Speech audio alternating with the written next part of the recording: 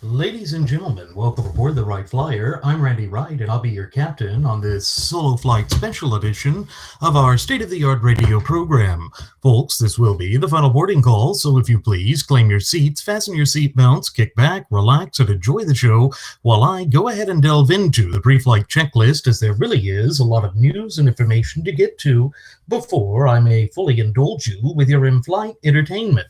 Well, folks, one of the things that I think we need to discuss right now that's been ailing and afflicting this country is the torrent of illegal aliens. I know that this is something that we have oft-times discussed on previous episodes of Radio Aviation Excellence, the Wright Flyer, and particularly in conjunction with the bizarre ascendancy of Donald J. Trump. But one of the things that we have to take away from it, one of the things that we have to keep in mind with respect to all of that is that there has been this push, this undeniable push by the frothing at the mouth Fabian socialist leftists in this once thriving and flourishing representative republic and vibrant community of popular sovereigns of ours to essentially rewrite the way that we should view our national identity. I know that that has been something we've discussed, but here's the interesting aspect of it. We see that the Democrats in the state of Texas were very staunchly opposed to the efforts of the GOP in Texas and Texas Republican Governor Greg Abbott in passing this legislation that was designed to get rid of sanctuary cities, giving the governor the ability to remove sheriffs who are failing to comply with the law and that are attempting to thwart efforts by immigrations and customs enforcement, or ICE, to basically make America safe, to follow the immigration and naturalization laws that have been on the books. And when we recall that Article 1, Section 8 clearly gives the legislative branch of government the ability and the purview, for lack of a better term, to legislate for immigration and naturalization, we have to also keep in mind the proper tenets of federalism. In other words, the proper interrelationship between the central federal government and the governments of the several states. And that's just something that has not been going the way that it should be. That is something that both mainstay political parties have been ignoring to their own great detriment. And that it's not just their own great detriment, it's to the great detriment of society as a whole. And part of what it comes down to is there is this undeniable truth, an undeniable fact that they are doing everything in their power to promote non-citizens. They go about selectively enforcing the law. They go about essentially thumbing their noses at our well-established traditions and of the way that the relationship of federalism is supposed to work. And it's so funny. The Democrats are just usually the ones who hate any type of diffusion of power, for lack of a better term, where power is not concentrated in the hands of the central government and where the states attempt to thwart the federal government. That's what they hate. But that's what they're trying to do when it's one of their pet issues. And you see, folks, that is the intellectual disingenuousness that we have seen on the part of the left time and time again, almost to the point of it reaching ad nauseum. And again, it shows no signs of improving within the foreseeable future. And the reason that it comes out this way is because, let's face it, they are hip with hypocrisy. And the thing is, they try and sit there and say that there's these Latino groups and these immigrant rights groups, as though breaking the law is now a right. You see, this is how far-fetched everything is. This is how detached from reality that they are and what they do to encourage this insanity that has been placing the true ultimate wielders of popular sovereignty in this once thriving and flourishing representative republic of ours, we the people, in grave jeopardy. We are in grave jeopardy because of these meticulous and maniacal efforts and machinations of the frothing at the mouth Fabian socialist leftists. And, you know, one of the things that we have oft-times warned you about on previous episodes here at Radio Aviation Excellence, the Wright Flyer, is this dark and twisted game of semantics. That goes right back to our premiere episode, which aired on September 11th of 2015. That there are these nefarious elements that have been out there doing everything in their power to play this dark and twisted game of semantics. And we've certainly seen it in the rank and file of the graduates of Pavlov's School of Journalism for the salivating mainstream media. They have gone out there and essentially called them undocumented immigrants. And then we've also seen the way that they have attempted to lend credence and credibility to these bizarre movements by saying there are no illegals, and they sit there and say people can't be illegal. It's ridiculous. It is ridiculous. No other nation in the developed world has as lax enforcement of their immigration and naturalization laws as the United States. And this, again, it goes back to what Zygmunt Dobbs, that great visionary, discussed in Keynes at Harvard and some of his other books back in the 1950s and 60s about how these efforts, these truly disgusting efforts, had gone forth to essentially redefine the American psyche. Again, it all ties into Cloward and Piven. And if you remember, Cloward and Piven were those two egghead academicians from Columbia University that got this harebrained scheme of overwhelming the established American traditions and institutions in order to force the American people to crawl to the government on bended knee and beg them, literally beg them, to institute more ridiculous entitlement spending programs and to essentially embrace this sort of self-destructive, suicidal notions and machinations, thereby creating a permanent welfare state. You see, they wanted to have the people turn to the government as an end-all, be-all solution for a problem that was instituted and created by the government in the first place. This is a sort of thing that we are facing and that we have faced for generation after successive generation. And unfortunately, folks, it shows no signs of improving within the foreseeable future.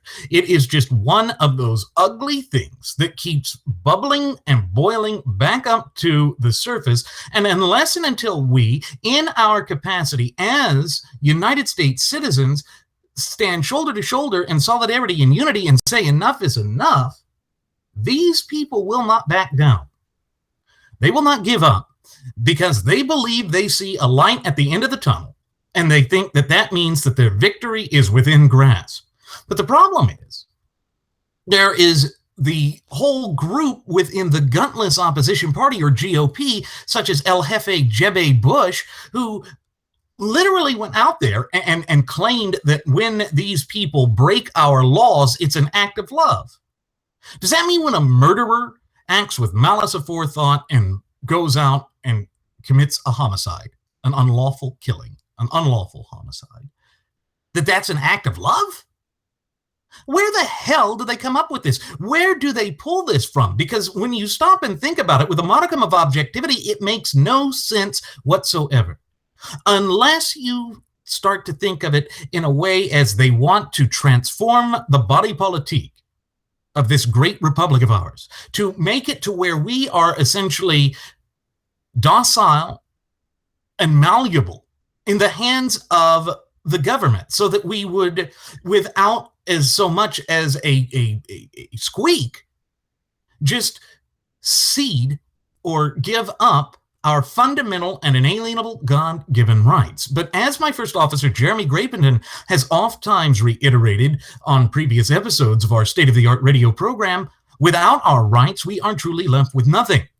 And that is something that we can ill afford to allow to come into fruition. It's not something that we can allow ourselves to grow accustomed to, or to become a new established norm in this country, because it would then be that we'd have this totalitarian, thug-like government using the power of duress and the threat of force to keep the people dumb, quiet, and afraid.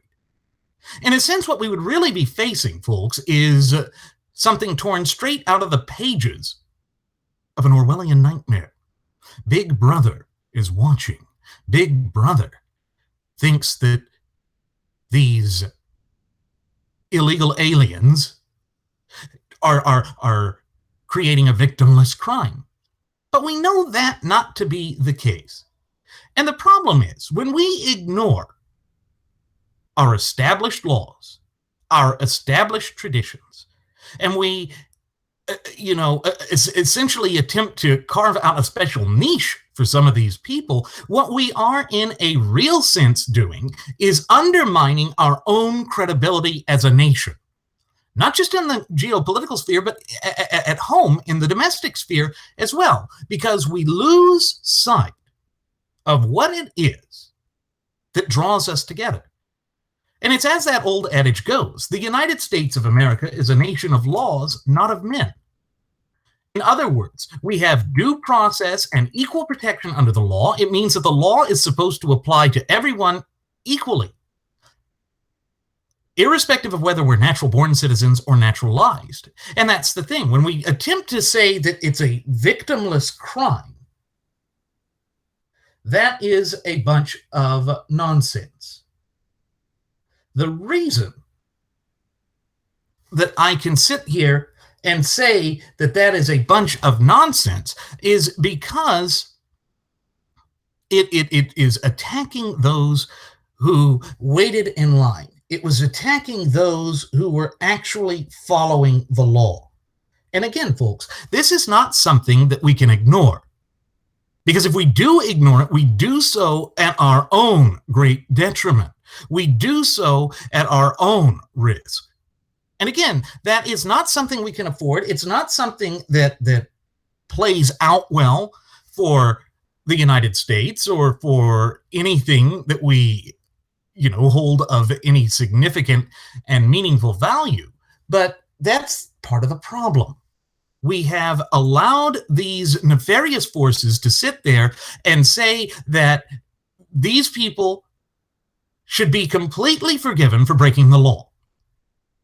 And folks, that's part of what caused the anger that dominated that disastrous debacle and fiasco known as the 2016 election cycle to come to a furor. The people felt that both of the mainstay political parties were not looking out for their best interests, and that the political parties were essentially attempting to give these illegal aliens, people who entered this country illegally, making a farce out of our laws,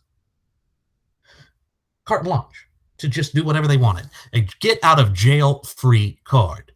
Now, folks, that is not something that bolsters our society. That is not something that keeps us going. It's not something that is in line with the supreme law of the land, which, pursuant to Article 6, Clause 2, what is known in the common American vernacular as the Supremacy Clause, is none other than our shared United States Constitution.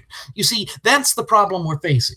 There is too much of this chicanery on either side of the political aisle. That is what made Donald Trump's little promise about, I'm going to build a wall and I'm going to make Mexico pay for it, so popular. It resonated with the people because they thought, finally, here's a guy who is a straight shooter, who is not a politician, who is going to go out and look out for our best interest. But yet we see every time the dominoes fall that it doesn't work that way, because the man is consistently inconsistent. The man doesn't literally believe the things that he's gone out there and claimed that he believes in.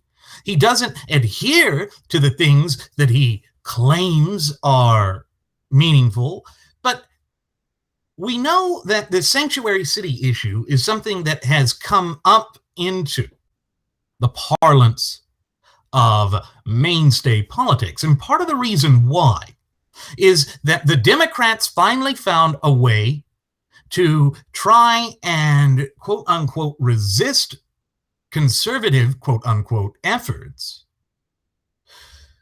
to essentially plug the leaking dam that is allowing this torrent of illegal aliens to flood into our nation, to make a mockery of our well-established laws and traditions. And for what? For what purpose does this serve? What do we gain from it? Again, it falls back to that Cloward and Piven nonsense. It falls back to this whole issue of essentially allowing these illegal aliens to flaunt the fact that they are ignoring our laws. It's another way to attack law-abiding citizens. And folks, make no bones about it. Whenever you look at, say, the Second Amendment issue, surely we know for certain that the frothing at the mouth Fabian socialist leftists always want to punish law-abiding citizens. That's always the way it is. That has always been their modus operandi over the past 150 plus years. And again, we cannot ignore it. Because if we do, it works to our great detriment. It gives them this false belief, this erroneous belief that they have carte blanche to do whatever the hell they want and can step on the Constitution at any given opportunity. Well, that's nonsense. That's bovine and equine excrement, and it is detrimental to us. And it is detrimental because it undermines everything that we have ever held of significant value. It undermines everything that has been a legitimate part of our nation, a legitimate part of our Republican form of government. And so what we see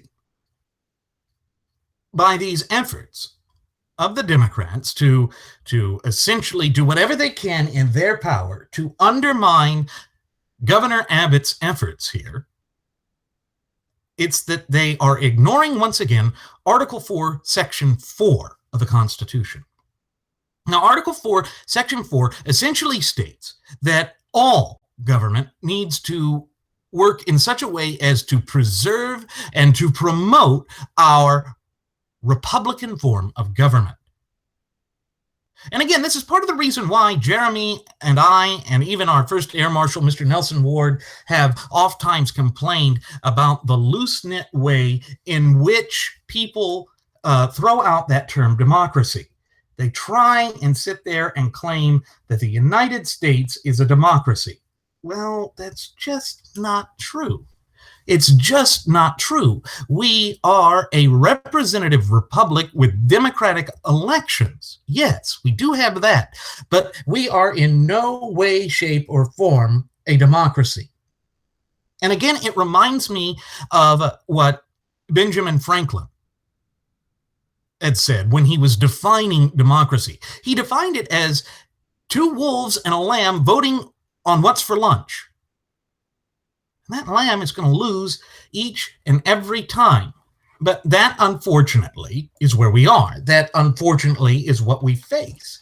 And again, we know that the sanctuary cities are attempting to thwart the will of Congress. Because again, it was only Congress via Article 1, Section 8, one of the attributes of the Constitution that clearly enumerates the power of immigration and naturalization laws or regulating that in the hands of Congress alone.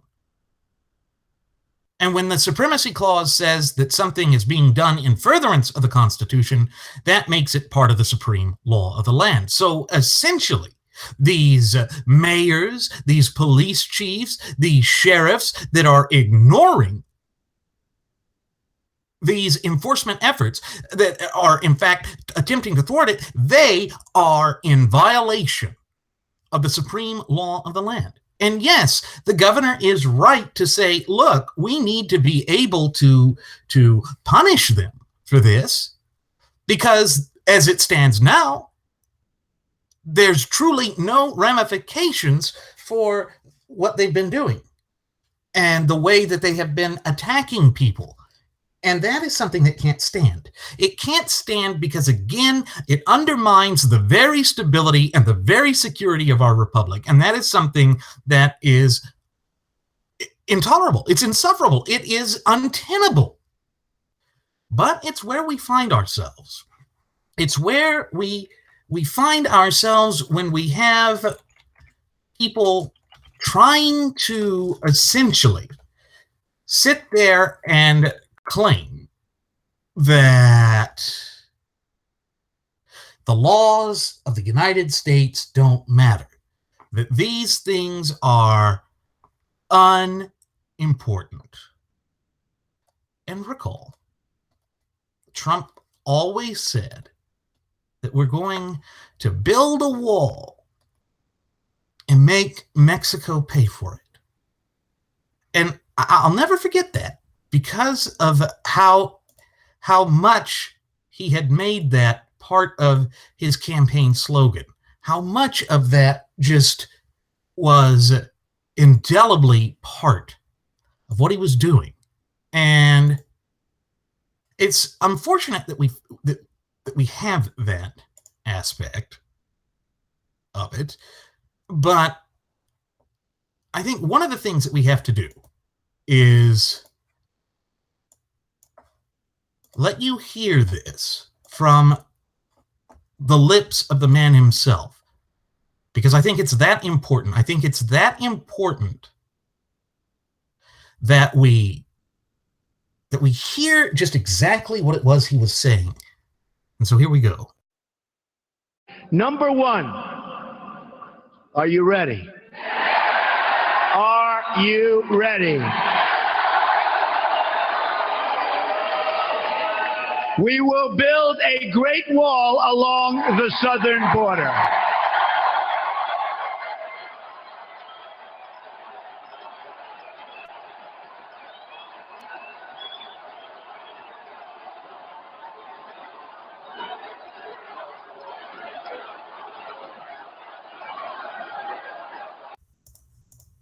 And folks, you really could hear just how anxious the people were. You could really hear the way that they felt everything had been working against them, and that this was finally a politician that was addressing their concerns, their needs. And I can understand that. It makes sense that we would want that. It makes sense that that is something that would be important and meaningful to the true ultimate wielders of popular sovereignty in this once thriving and flourishing representative republic of ours. But unfortunately, where it puts us right now is in a very untenable spot. It places us in a significantly dangerous position. And what I mean by that is that when we have a cornucopia of things working against the American people, a truly problematic aspect of what is happening, it causes more people to lose faith in the government, to lose faith in all that we have been doing and in all that has come to the surface. And we can't afford that. We've already had enough of there being this attempt to undermine what the country is about, what our laws stand for, as I mentioned, and it's something that just plays out to our detriment every time. And what I mean when I say that it plays to our detriment is that we lose touch with what matters. And that's, of course, what the frothing at the mouth Fabian socialist leftists are going to do each and every time. They're going to work to undermine us. They're going to work to essentially have their pet projects become the new established norm in this once thriving and flourishing representative republic and vibrant community of popular sovereigns of ours. But why? Why is it that they always do this? And the answer to that falls into the lines of being that they loathe and despise everything that this nation has ever stood for. That they want to strip and deprive us of our fundamental and inalienable God-given rights so that they can sit there and attempt to reconstruct this nation in their image. That's why they're fighting the efforts of Greg Abbott. That's why they're fighting all of these other efforts. But the problem is we have a sort of mixed signal being broadcast by the upper echelons of the Gutless Opposition Party, or GOP, with respect to whether we're really going to address the illegal alien issue. Because we know that Donald Trump has now come forth and said that the DACA kids, who are even older than I am, in most cases, 36 is the average. Oh, well, we can't send them back. They're great kids. They're bigly. They're wonderful. They can help build the wall, except I'm going to have the door right in the middle of the wall with the red carpet out so that they can still come in here illegally.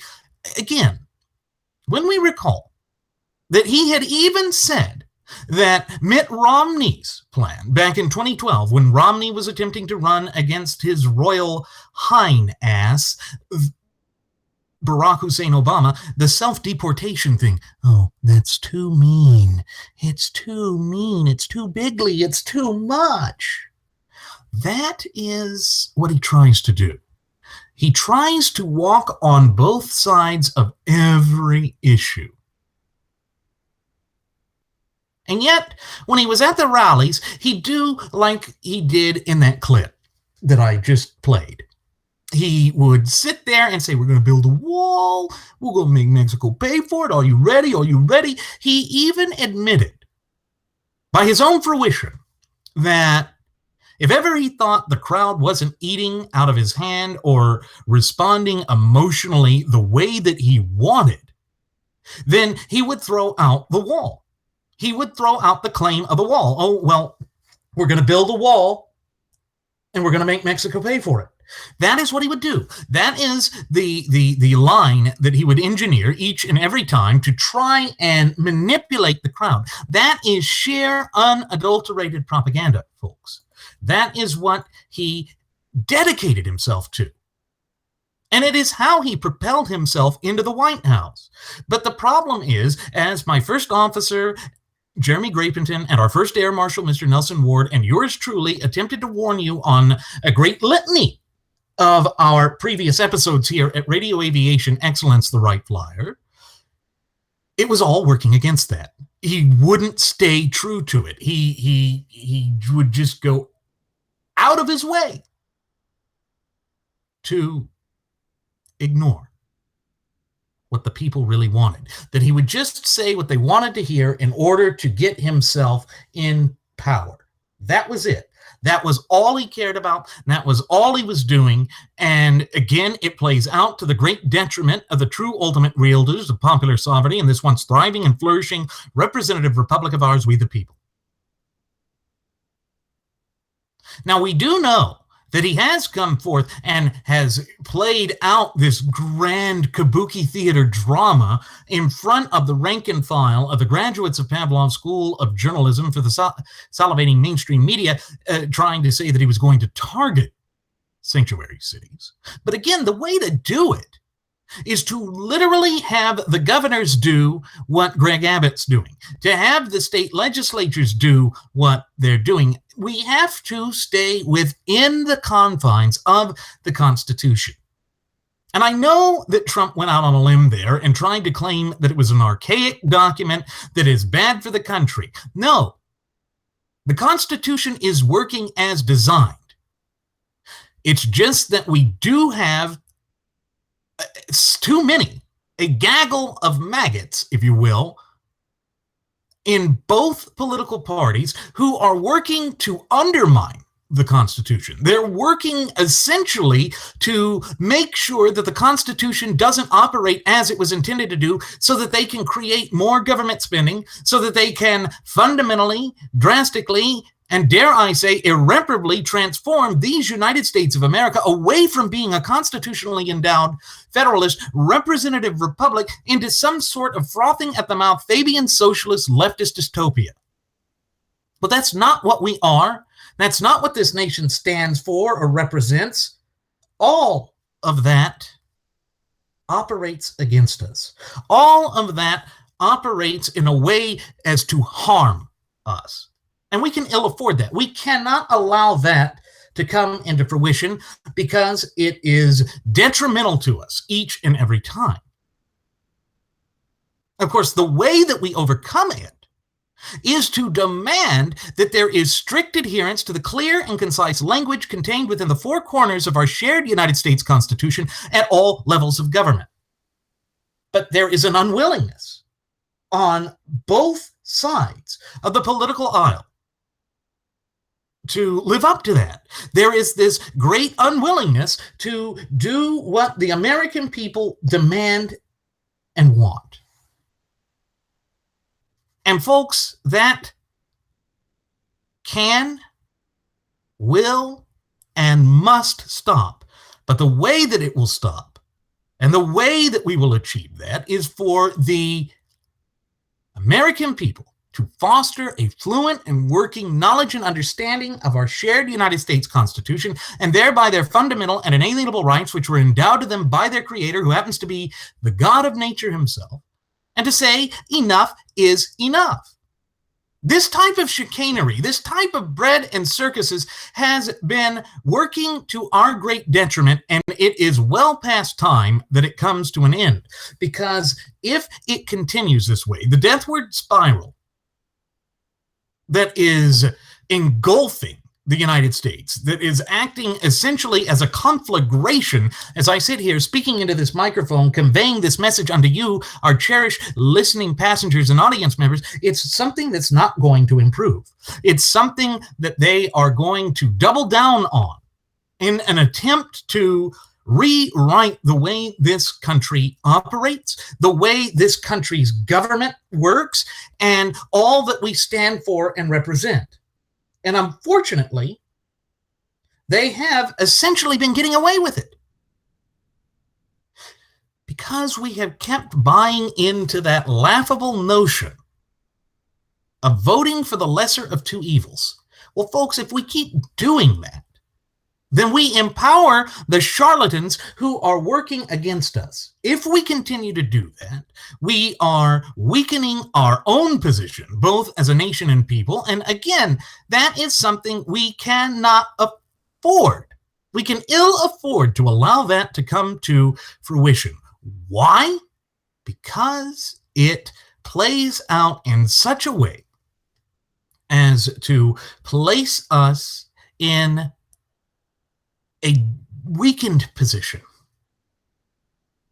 Folks, that kind of weakened position will only work to further alienate greater swaths of the American electorate. It will only move to weaken the societal fabric of this once thriving and flourishing representative republic of ours.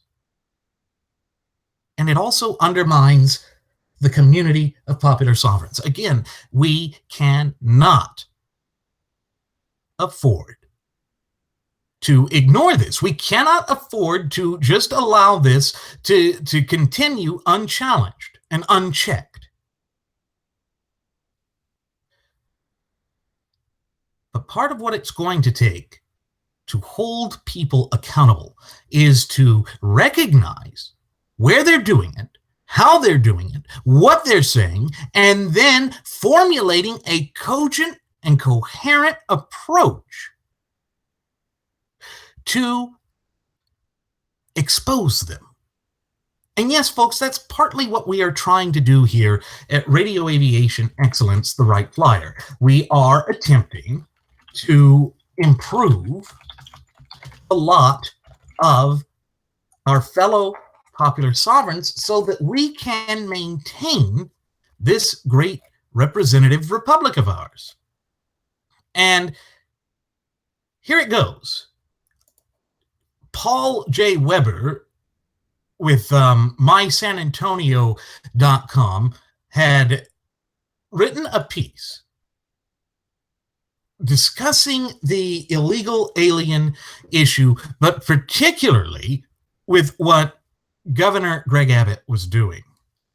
And he says that Texas stokes immigration debate with sanctuary cities ban. And he starts the piece off with Texas charged to the forefront of the national debate over immigration as Republican Governor Greg Abbott signed a so-called sanctuary cities ban that lets police ask during routine stops whether someone is in the U.S. legally and threatens sheriffs with jail time if they don't cooperate with federal immigration agents. Again, that falls right down the lines of what this was about. This whole notion that they can enter this country illegally, it's insane. But, you know, I want you to see this little immigrant activist that they have out there who has been just making a show of stupidity, for lack of a better term. I think that's probably the best way to describe it. But she just goes out there and makes a mockery of things. And this is part of the reason why we shouldn't have sanctuary cities. So let me go ahead and get this up. Sorry about that. Here we go.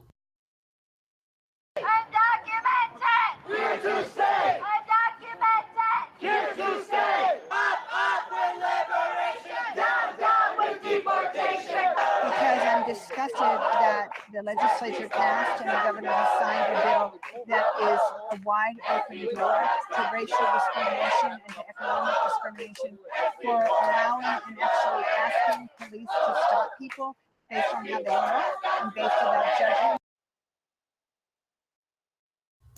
Can you believe that nonsense? Can you believe that nonsense?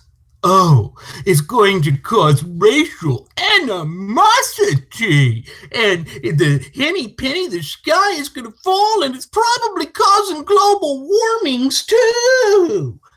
That is the sort of idiocy that we are facing, both as a nation and people. That is what your frothing at the mouth, Fabian socialist leftist looks like. And their entire goal, ladies and gentlemen, is to tear this nation apart.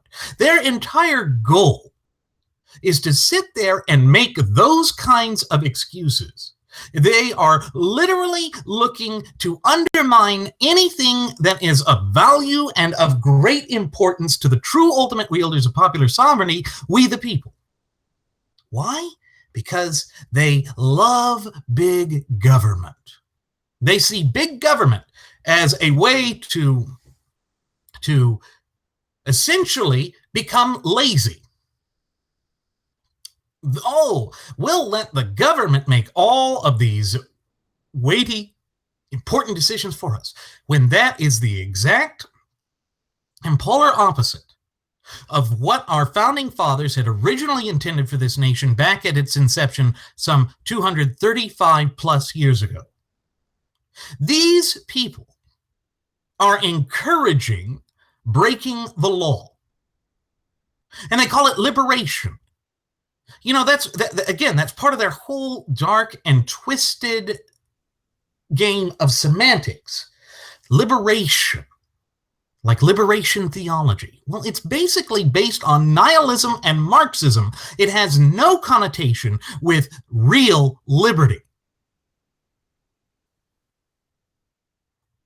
Why do we tolerate this? Why do we continue to allow this to go unchallenged? Well, Governor Abbott is doing the right thing, and the Texas legislature is doing the right thing, and the Democrats trying to make this about identity politics just clearly shows that they do not believe in the law. And unfortunately, there are a great many so-called Republicans who don't believe in the law either, and have been going out of their way to undermine everything that we hold near and dear in this country. Well, it's high past time that this come to a swift and immediate end. Because if we continue to allow this to continue unfettered and unchallenged, it once again works to our great detriment. It once again devalues everything that matters in this country. And folks, we cannot afford that. And you know, these people were sitting there saying that it's awful and terrible. Well, enough of that. The new Texas law was blasted by opponents as the nation's toughest on immigrants since Arizona's crackdown in 2010. What the hell was wrong with Arizona's crackdown in 2010? This is an example of these militant reporters in the rank and file of the graduates of Pavlov's School of Journalism for the salivating mainstream media attempting to pervert the news, attempting to redraft the news to fit their dark and twisted and propagandist narrative and agenda. But it has no connotation with reality. It has nothing to do with the things that matter to the American people other than to try and bamboozle them, other than to attempt to create this chicanery, which has no place in an open and honest, but above all free society like that of these United States of America. And so, yes, folks, it is something we cannot afford to allow to come to fruition because it operates to harm us. And that's what it's intended to do. Again, this falls right back to being Cloward and Piven. It's all designed to essentially allow them to treat people differently, to create these so-called insular and discrete minorities. Identity politics. It's the politics of division. And if we think back to what that sagacious father of our country, George Washington, had said all the way back in 1796 in his farewell address, he warned us, he implored us as a nation and people not to break down into disparate and competing factions, because we would then lose sight of what was important and what matters to the American people. And unfortunately, that's where we are. That is what has been happening. And for whatever reason, it has been just harming us, working against us, tearing us down, and dividing us. And that's the game they play. They do play this game of divide and conquer. Because for some reason, and for whatever reason that may be, they think that works to promote good change, hopey feely change. Remember all of that crap under the disastrous 2 terms of Barack Hussein Obama? Again, it was meaningless fluff thrown out there to distract the American people, to put us in a terrible position. And that's what they want. That is what they have been gearing towards for generation after successive generation. And mark my words, folks, they are not going to make any attempt to get away from that now. There's no reason for them to. They see it as a grand opportunity to push this nation ever further into the clutches of socialism, to further undermine the representative Republican form of government that we have, the most free system of government that exists on God's green earth. And for what purpose? Well, here's the thing. They loathe and despise everything that we value. They hate all that America stands for. And that has been what they have done for generation after successive generation. We know that Abbott signed the measure on Facebook Live Sunday evening without advance notice. Why would he have to give advance notice? The legislation was drafted and placed on his desk. Again, this is yellow journalism at its absolute worst. This is an attempt by those members of the frothing at the mouth Fabian Socialist allied graduates of Pavlov's School of Journalism for the salivating mainstream media to manipulate the news, to manipulate the headlines, to try and place themselves off as some grand keeper or gatekeeper of all that matters in society. And again, it's to irritate people. It's to make people feel as though what's happening in the state government for the great state of Texas is some wicked, maniacal thing, when in fact nothing could be further from the truth. What Greg Abbott is doing is attempting to ensure that those who are under his auspices are following the letter of the law. And remember, the United States of America, as I have repeated in today's Solo Flight Special Edition of our state-of-the-art radio program, and as I have repeated on previous episodes of The Wright Flyer, is a nation of laws and not of men. And therefore, we should not support, we should definitely look to root out and hold accountable those who attempt to undermine our system of law and all that is legal, because they are harming the greater good. Remember, I've oftentimes stated that the United States of America, the whole, is greater than the sum of its parts. And it's because we are based and unified and united around a central legal system. And the supreme law of all of that, the supreme law of the land, is our shared United States Constitution. When we operate in that respect, and when we understand what our Constitution stands for, what it says, and all that it represents, then we are placed in a truly better situation.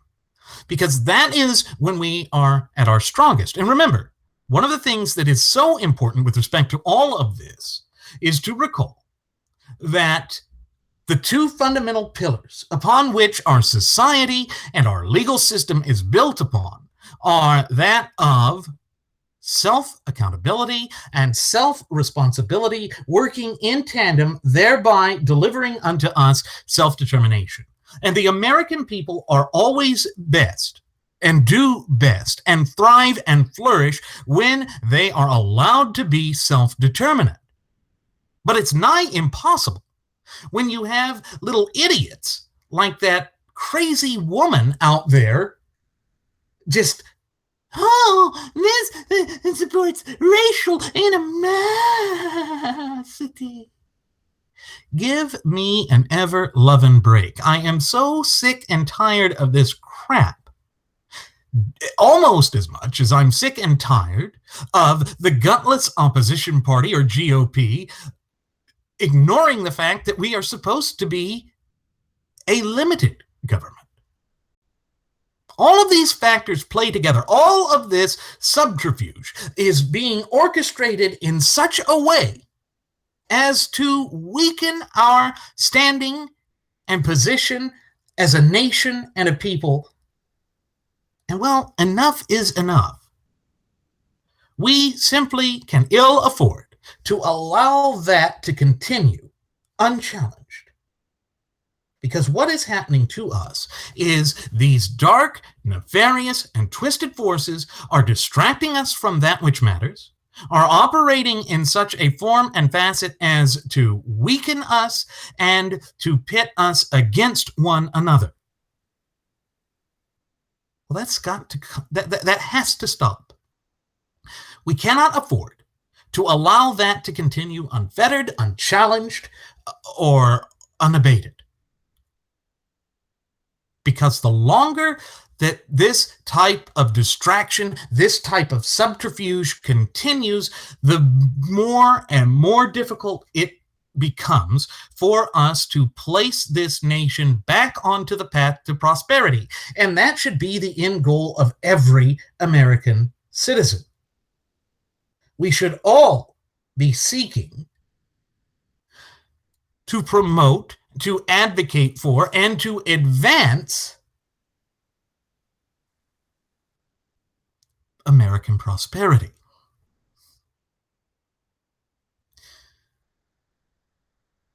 And you have to applaud Greg Abbott for dealing with this nonsense, for doing what is in the best interest of his constituents, doing the job he was elected to do.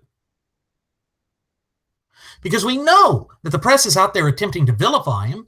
This little piece over here at My San Antonio is posting it in such a way, or twisting the narrative in such a way as to bamboozle the American people, to make it seem as though this great villain who sits in the governor's mansion there in Austin is just killing people and drinking babies' blood. I mean, that's literally how they paint this. That's what they try to do. That's the ridiculous narrative that they've been foisting on the American people for well over a half century now. And it's disgusting. It's disgusting and has no place in an open, honest, but above all free society like that of these United States of America. And again, Abbott spokesman John Whitman said they chose to sign the bill on social media because that's where most people are getting their news nowadays. That is cool, because what that is saying is screw the graduates of Pavlov's School of Journalism for the salivating mainstream media, because they're going to whine and complain, and they're going to try and obfuscate the truth with all of this meaningless fluff and subterfuge, again, seeking to essentially undermine the message of what is being done here and to ignore the great importance of what the governor of the great state of Texas is attempting to accomplish here, which is in line with federalism, which is in line with the Constitution. These fiends that are working against us on either side of the political spectrum, they are the ones that are the most dangerous, because they will do anything and everything to lie. They will try and hide the truth. They are looking to keep us downtrodden. Well, enough is enough. We didn't hand this nation over to them. We didn't give them the ability to rewrite the way our system of polity is supposed to work. But that's what they're attempting to do. That is what they have dedicated themselves to for 150 plus years now. And they're going to keep at it, because they believe what they're doing is right, even though the great weight of the evidence examined under the totality of the circumstances clearly indicates nothing could be further from the truth. They want to alienate the American people. They want to essentially punish America because they believe that America has gotten where she is today and has reached such a lofty and prominent position in a relatively brief yet illustrious history by stealing through theft. But again, that is nonsensical drivel that has no basis in reality, no connotation or connection with reality. But they want that to be the case. They want that to be the way things work, when in fact it has been hampering the American people for far too long now. These are not things that can be ignored. And unless and until we truly begin to address it and begin to focus on that which matters, then these problems are going to worsen. They're going to work against us. They're going to throttle the life out of us. And we can't afford that. We just cannot afford it. Unfortunately, it's where we are. It's what we have faced time and again, and it shows no signs of improving within the foreseeable future unless we become more proactive with regard to it. So the governor of the state of Texas needs to be applauded for the things that he's done. This is a laudable move that he's done. And the fact that he is making these charlatans whine and quiver and complain and cry and snivel, it tells me that what he's doing is right on track. It tells me that he fully realizes that these people are opposed to the best interests of the true ultimate wielders of popular sovereignty, we the people. And it's good for them to be exposed, because that's the first step that we can take towards rectifying this problem. That is the first step we can take towards pushing this nation back into a position of strength. Now, folks, I fully realize that this is far easier said than done, but done it must be. And if there is any people on the face of God's green earth who are capable of accomplishing this, it is the American people. We have overcome every hurdle, obstacle, and adversity that has been erected in our path during our brief yet illustrious history. And that is part of the reason why our Constitution, the supreme law of the land, the very thing that we unite around, has been the longest standing document of its type in the entire course of human events. That is truly magnificent. That is truly something that reflects all that matters in this country. And it's something that we should be proud of. It is something that we should never feel ashamed about, should never work against, should never ignore or attempt to sweep under the rug, because we are best when we truly understand what American exceptionalism is. And the embodiment of American exceptionalism is the supreme law of the land, which is none other than our shared United States Constitution. That is what will keep us free. That is what we have to work to promote and to protect. Because in so doing, we preserve the freedoms, the rights, and liberties that all too often we take for granted. And we can ill afford to take this for granted. It really is going to require that we be diligent and that we proactively maintain and safeguard those rights. Now, with that said, it is time for us to begin our descent. I'm going to go ahead and send the flight attendant back with one last round of alcohol. Folks, she did not enter the plane illegally, nor did she smuggle the alcohol onto the plane illegally, nor does she give sanctuary to those who do. She's just there to pour you some alcohol. As always, folks, I'm your captain, Randy Wright, and I want to thank you for choosing to fly the Wright Flyer.